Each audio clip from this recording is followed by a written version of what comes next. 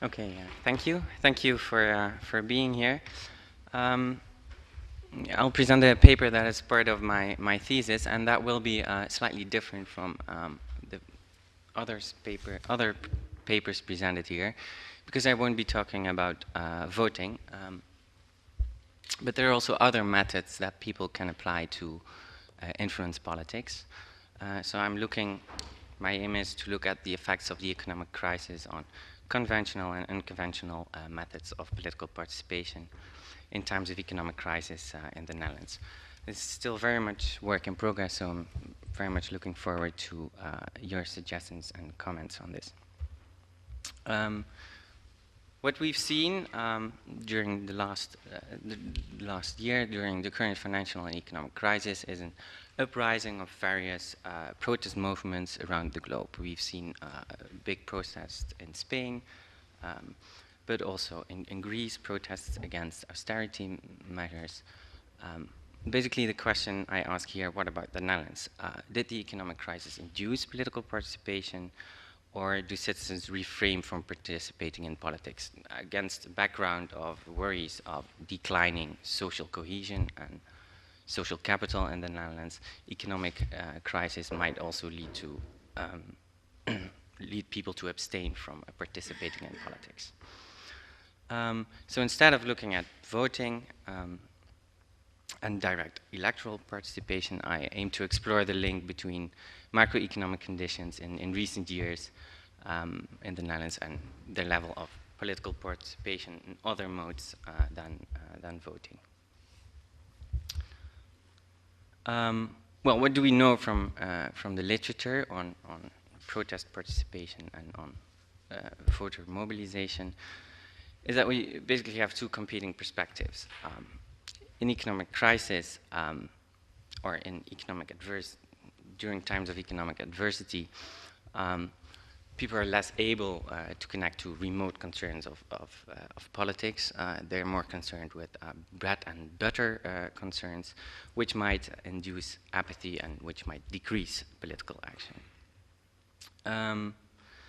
But there's a different perspective also that focuses on the fact that economic adversity might incentivize people to participate in politics.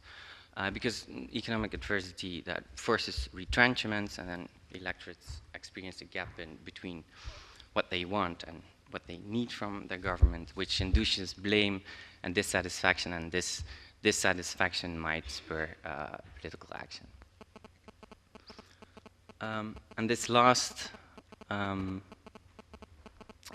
theoretical model is actually quite close to let's say grievance theories at the individual level, which we use to explain protest participation, where we say that deprivation or relative deprivation that causes dissatisfaction, which might be redressed in the political arena, and that spurs political action. So the relatively deprived would participate most in especially unconventional actions. If you're relatively deprived, it's more likely that you suffer from invidious comparison, which might spur political action.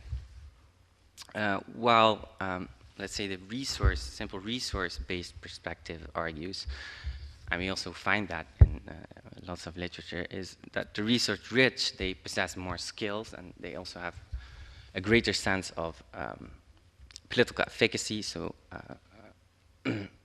they actually feel that their political participation might really make a difference, and that increases the likelihood of participating in politics.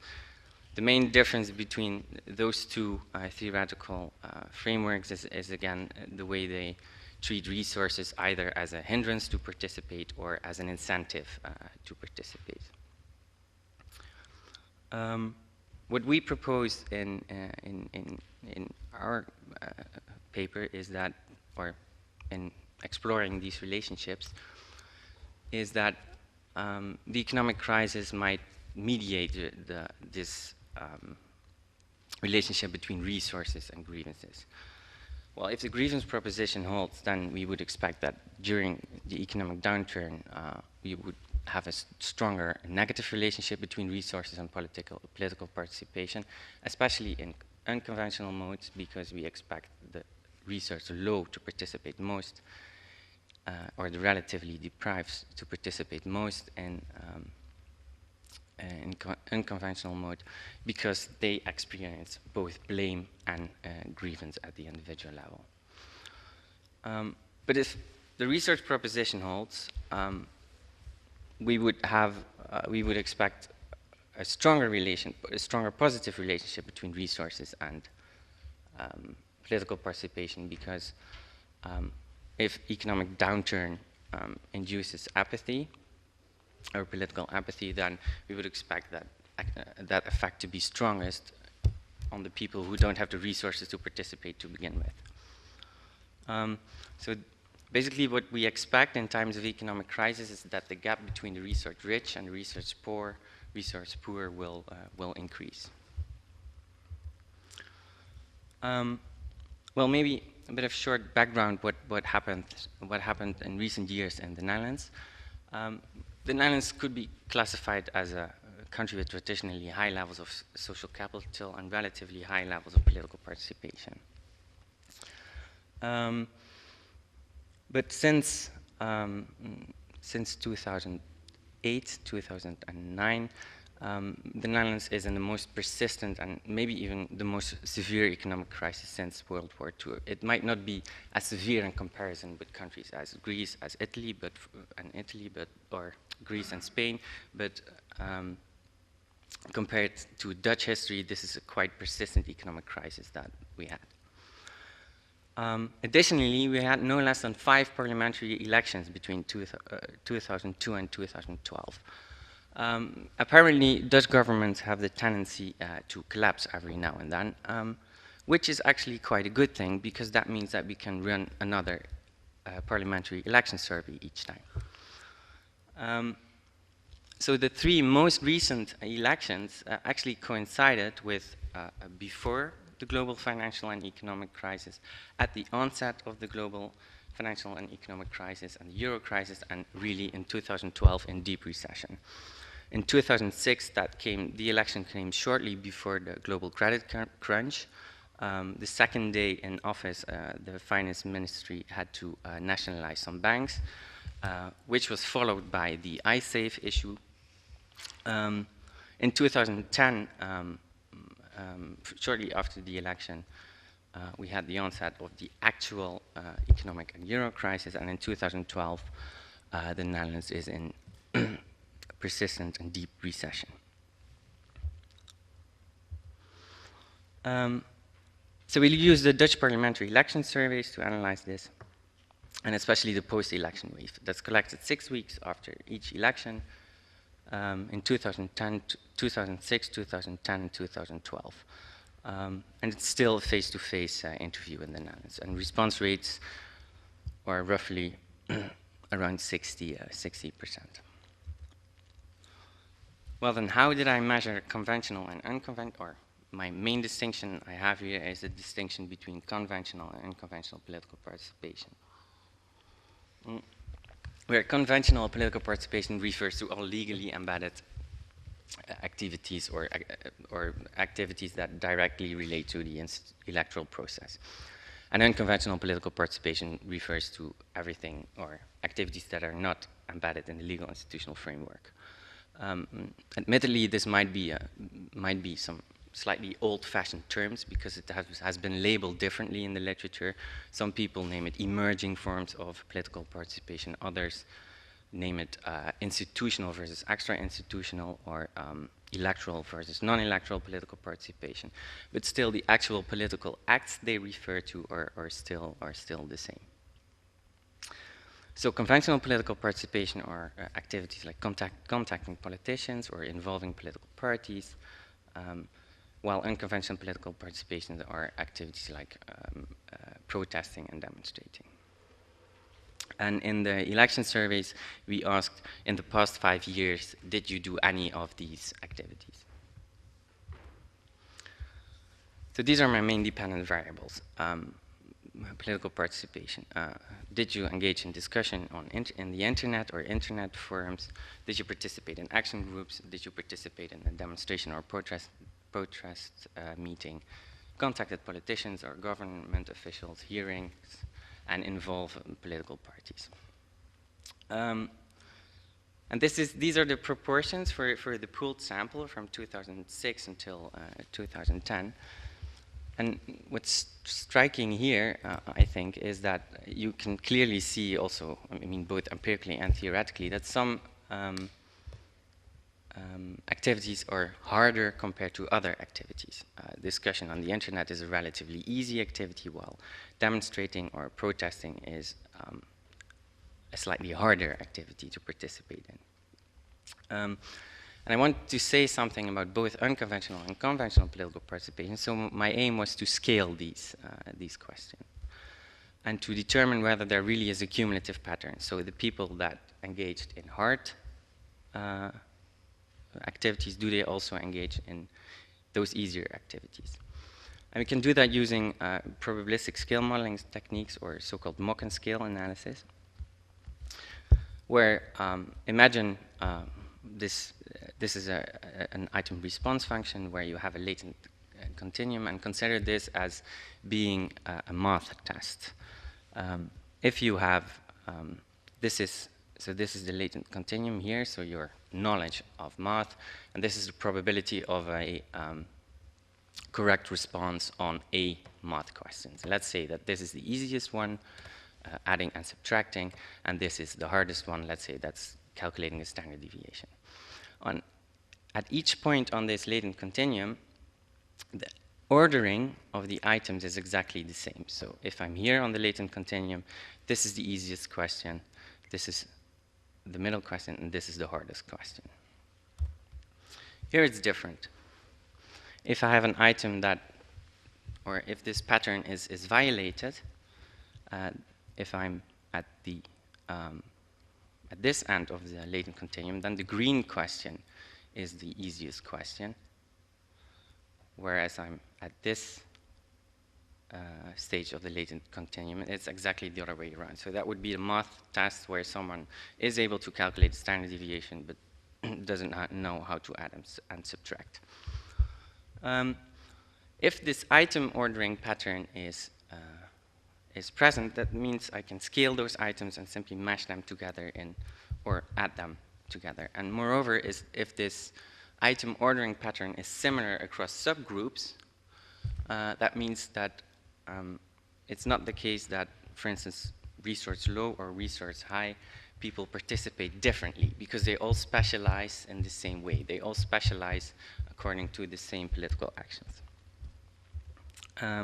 So do those who engage in hard political actions also engage in easier mode? Yes, that's the case. And also for the different subgroups that I use.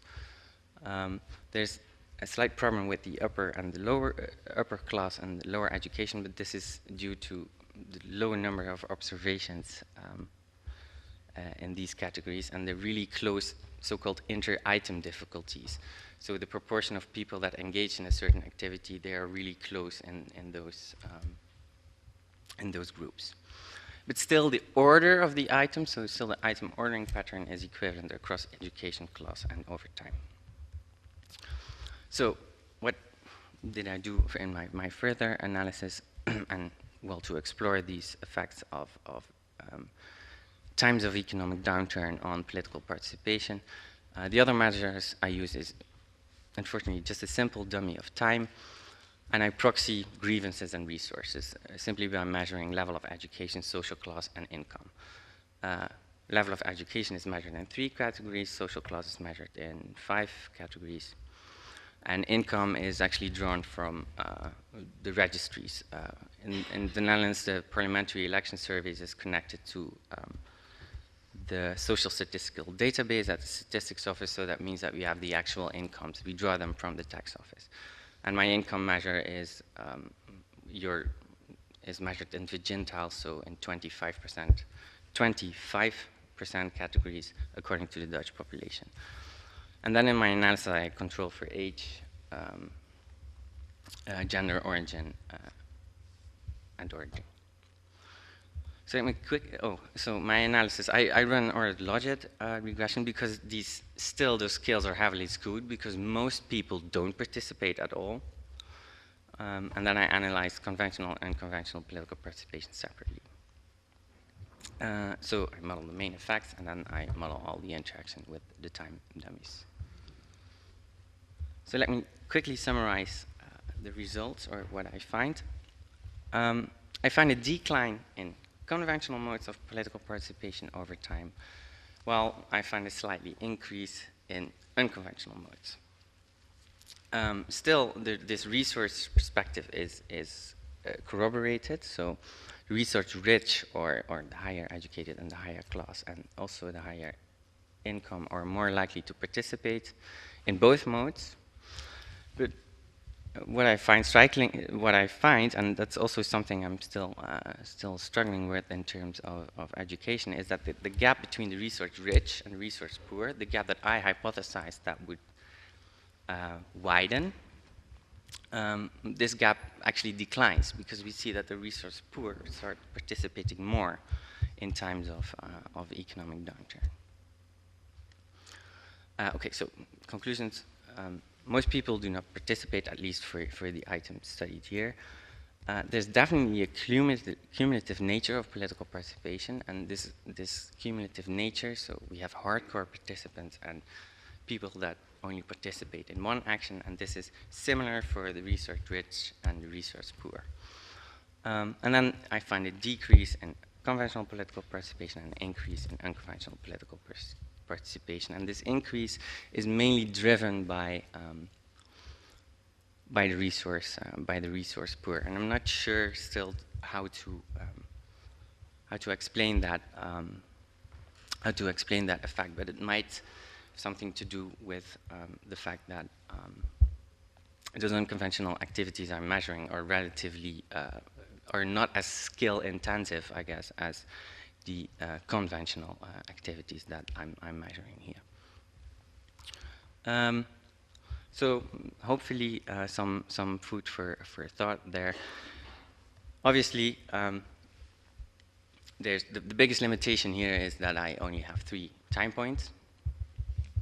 But given recent history, I have good faith in the Dutch government collapsing again and running another election survey to see if the effects changes once we're out of the economic crisis. So thank you.